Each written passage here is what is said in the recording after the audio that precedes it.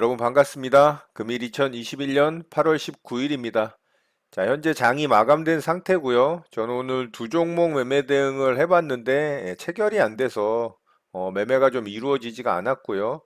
스윙으로 끌고 오던 종목이 오늘 또 시장이 어제 반등을 다 잡아먹는 하락이 나왔기 때문에 일부 종목 좀 손절로 좀 끊어내면서 오늘 마이너스로 좀 마감이 되긴 했습니다만 뭐 크게 큰 손실은 아니고 좀 약한 손실로 마감을 했기 때문에 뭐 상관은 없고요.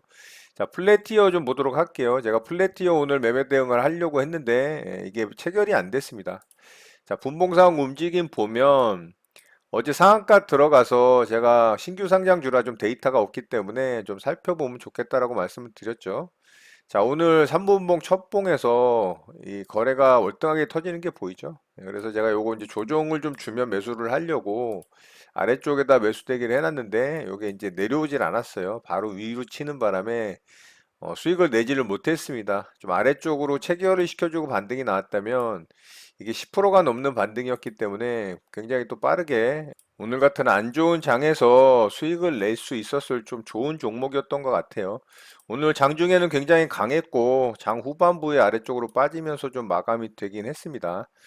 자, 이렇게 해서 이제 플래티어는 아쉽게 기회를 주지 않아서 매매를 하지를 못했고요. 자, 두 번째 종목 바이오로그 디바이스도 이것도 매수 체결이 좀 안 됐어요. 그래서 매매를 하지를 못했습니다. 자, 이 종목은 오늘 갭을 띄우고서 시작을 했어요. 갭을 띄우고서 시작을 했다가 위쪽에서 횡보를 하는데 이런 구간을 이제 여기서 돌파를 하면서 여기서 이제 VI에 들어갔거든요. 그래서 제가 VI 갭 구간 매매 대응을 하려고 이 정도 구간에다 제가 매수 대기를 해놨습니다. 자, 그런데 여기서 이제 매수가 주지 않고 얘도 바로 위로 상승이 나왔죠.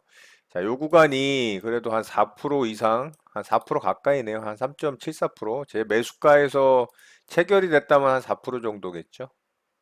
자, 요 정도 구간이니까 4.2% 맞죠?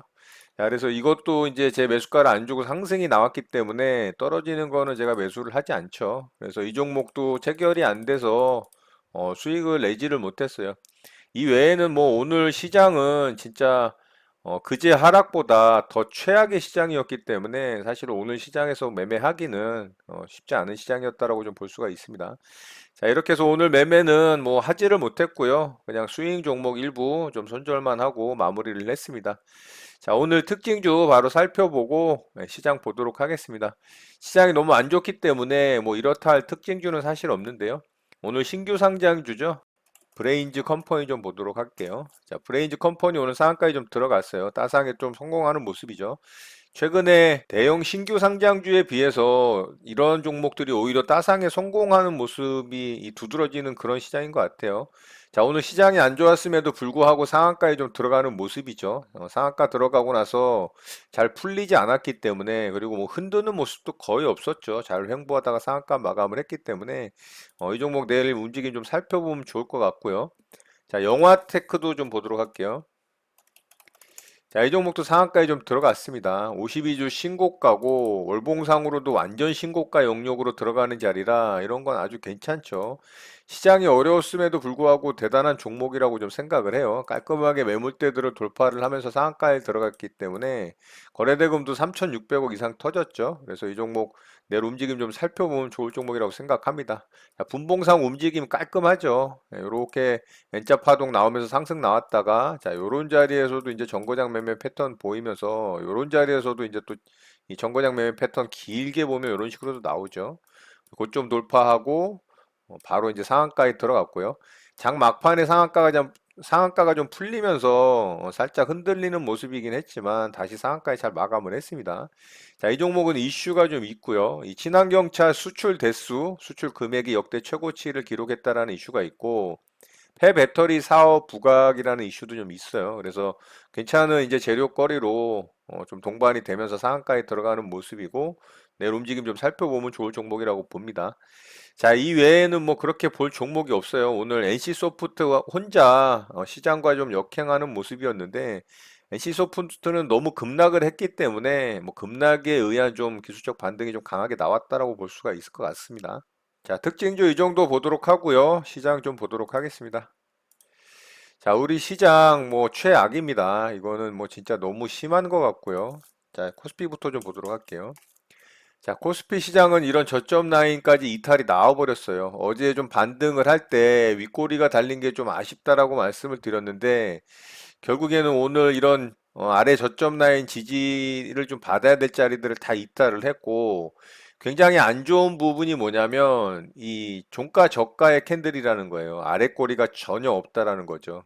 자, 이렇단 얘기는 내일 개파락으로 시작할 가능성이 있습니다. 미국 시장이 안 좋게 마감될 경우에는 개파락으로 시작해서 또 아래쪽에서 흔들면서 굉장히 힘들게 만들어질 가능성이 있어요. 물론 반등에 성공할 수도 있겠지만 일단은 내일 시초가는 좀 안 좋을 거라고 예상을 좀 해야 될 것 같습니다. 미국 시장이 좀 강하게 반등이 나오기 전에는. 자, 코스닥 시장도 마찬가지입니다. 코스닥 시장도 종가 저가의 캔들로 요런 이제 1000포인트짜리 중요한 이제 지지 라인이라고 말씀을 드렸죠. 의미 있는 이 지지 라인인 1000포인트짜리를 이탈을 했기 때문에 코스닥 시장도 마찬가지로 내일 개파락으로 시작할 가능성이 있다라고 좀 생각을 해야 되고요. 거기에 맞게 좀 대처를 해야 될 것 같습니다. 미국 시장이 만약에 안 좋게 마감이 된다면 갭이 좀 많이 하락할 가능성이 있고요. 미국 시장이 좀 좋게 만들어지더라도 살짝 갭 상승으로 시작을 할 수는 있겠지만 결국에는 좀 흔들 가능성이 높다라고 봐야 됩니다. 이 종가 저가의 캔들이 그런 하방 압력에 대한 힘이 강하기 때문에 그런 것들을 좀 염두에 두고 대응을 해야 될 것 같고요. 일단은 코스닥 시장의 1000포인트라는 굉장히 의미 있는 자리를 이탈을 했기 때문에 일단 시장의 분위기는 굉장히 안 좋아진 겁니다. 자, 여기서 뭐 V자 급반등이 나오기는 이제 더더욱 어려워졌다라고 봐야 되고요. 시간이 좀 걸릴 가능성이 있어요. 시간이. 아래쪽에서 좀 다지는 시간이 필요할 수 있다라고 좀 생각을 해야 되고요. 자, 그렇다면은 지금 구간에서 이 저점을 뭐 예단을 하고 뭐 신규 매수를 한다거나 이런 거는 진짜 좋지 않고요.